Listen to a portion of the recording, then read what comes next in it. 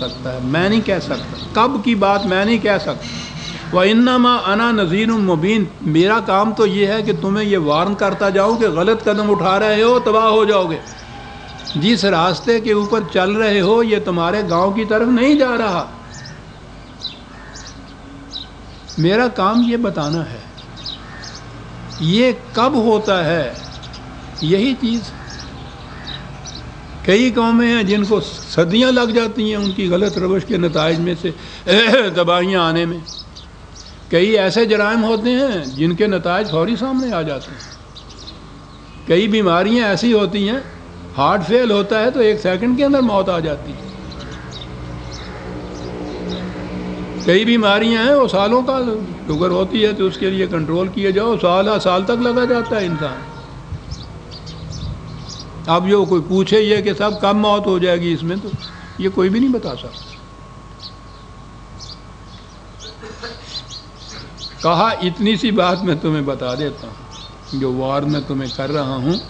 فَلَمَّا رَأَوْهُ زُلْفَةً سِيئَتْ وُجُوهُ الَّذِينَ كَفَرُوا وَقِيلَ هَذَا الَّذِي كُنْتُمْ بِهِ تَدْعُونَ، جب پھر وہ تباہی کا، بربادی کا نتیجہ سامنے آتا ہے جسے عذاب کہا گیا ہے، تو جو لوگ اس کے متعلق کہتے تھے کہ یہ یوں ہی باتیں ہیں، یا اب کہاں ہے، ظالم تو پنپتا جاتا ہے، اس کو کون پکڑنے والا ہے، جب وہ اس طرح سے گرفت ہوتی ہے تو منہ سیاہ پڑ جاتے ہیں پھر، اور اس وقت ان سے یہ کہا جائے گا کہ یہ ہے وہ جسے تم آوازیں دے دے کے پکارا کرتے تھے اور کہا کرتے تھے کہ آؤ کون ہے ایسا کرنے والا، بتاؤ ہمیں پکڑ کے، دیکھا کیسی گرفت ہے، کیا انداز ہے قرآن کا، جسے تم آوازیں دے دے کر بلایا کرتے۔ یہ جو تھا نا کہ بتاؤ وہ کب آئے گی، دوسرے مقامات کے اوپر ہے کہ کہا تستعجلون، جلدی مچاتے تھے کہ جلدی لاؤ دیکھیں ہم اپنی آنکھوں سے، کہا پھر اس وقت انہیں کہا جائے گا یہ وہ ہے جسے تم آوازیں دے دے کے بلایا کرتے تھے، یہ ہے تباہی۔ تو اس ہم ذرا گھڑی دیجئے گا،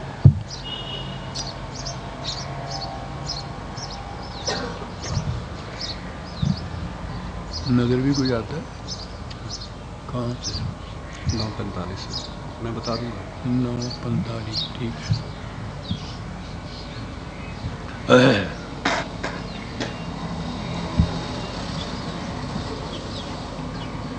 اب ان سے یہ کچھ کہا جاتا تھا تو وہ ان سے کہتے تھے کہ آپ اپنے متعلق، اپنی قوم کے متعلق، اپنے متبعین کے متعلق تو بتائیے کہ ان کا کیا حال ہوگا۔ کیا انداز ہے قرآن کا۔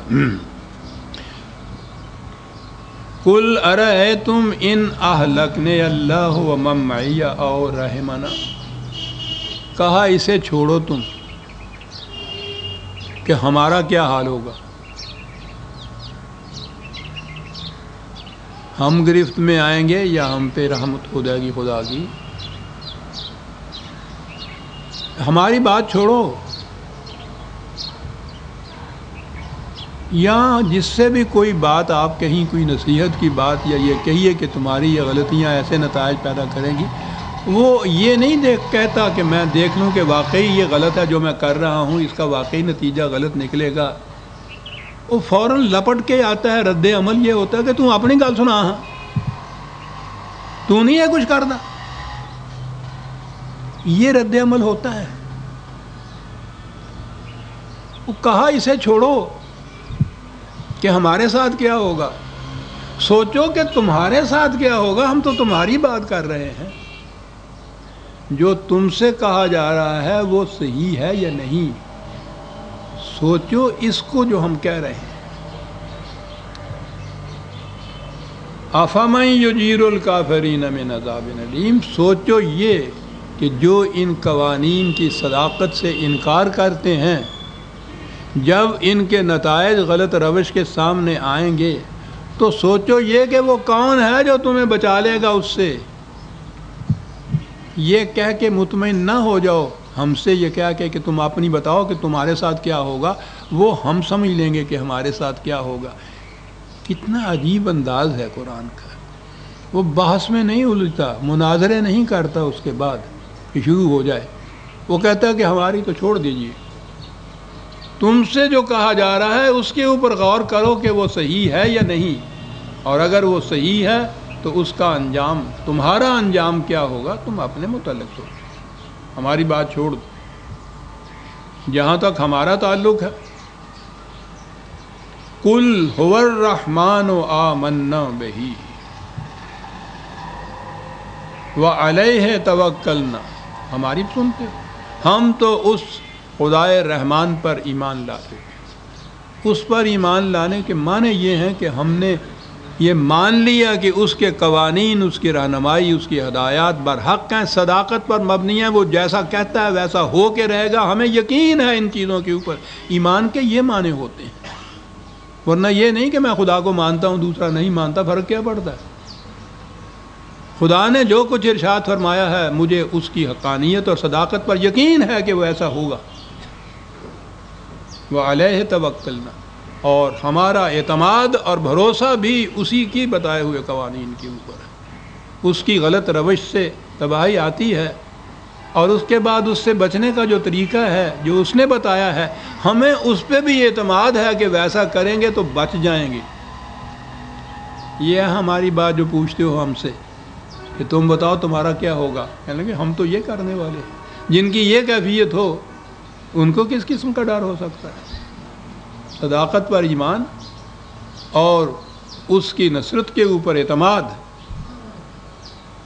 اس لیے ہم تو امن میں رہیں گے۔ اور باقی رہی یہ بات جو میں نے عرض کیا تھا نا کہ یہ بات اسی دنیا کے اندر بھی یہ نتائج جو آتے ہیں قرآن ان کو بھی فَسَتَعْلَمُونَ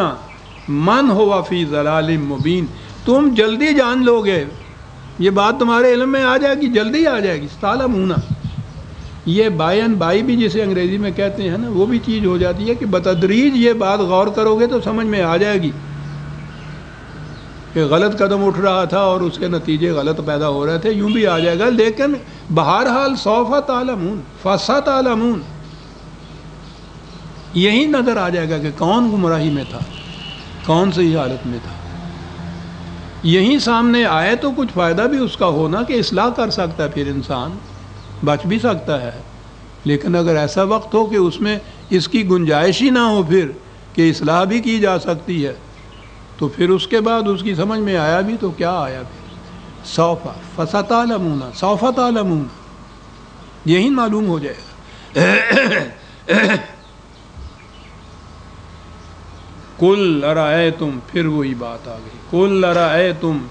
ان اصبح ماؤکم غورا فمن یاتیکم بماء معین۔ رزق کی بات پہلے کہی تھی زمین کی، کہا اس سے نیچے اتریے، پانی کو دیکھو، جعلنا من الماء کل شیء حی، قرآن نے کہا تھا زندگی کا مدار پانی پر ہے، ہر شے کو زندہ پانی سے کیا ہے۔ اور اب بھی یہ جو اوپر کے کروں کے متعلق یہ تحقیق ہو رہی ہے نا سائنٹیفک، کہ وہاں آبادیاں ہیں یا نہیں، تو اس کے لیے پہلی چیز یہ ہے کہ وہاں کی جو مٹی ہے دیکھیے کہ اس میں نم ہے کہ نہیں، نمی جسے کہتے ہیں۔ نمی اگر ہے تو اس کے معنی ہے کہ پانی ہے،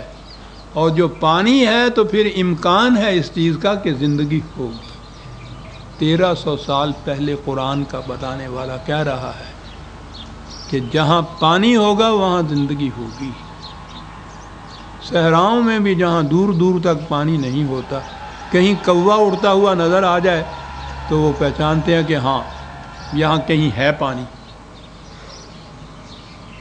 کیونکہ اگر وہ پانی نہ ملے اس کو تو وہاں کوئی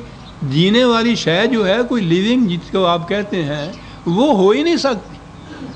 کہا جس پانی پہ تمہاری زندگی کا مدار ہے،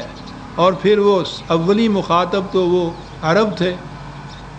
جن کے صحراؤں میں دور دور تک کنواں نہیں نکلتا تھا، ان کا تو مدار یہ چشموں کے اوپر تھا۔ کہا یہ چشمے کی کیفیت ہماری دیکھو کہ پانی کتنا نیچے ہوتا ہے تمہیں پتہ نہیں ہے، لیکن تمہاری زندگی کا مدار اس پہ ہے، تو ہم نے اس میں صلاحیت رکھی ہے کہ وہ اوپر کو ابلتا ہوا چشمہ باہر آ جاتا ہے، پانی باہر آ جاتا ہے۔ کہا اگر ہمارا قانون یہ نہ ہو اور ہم یہ کہیں کہ وہ اوپر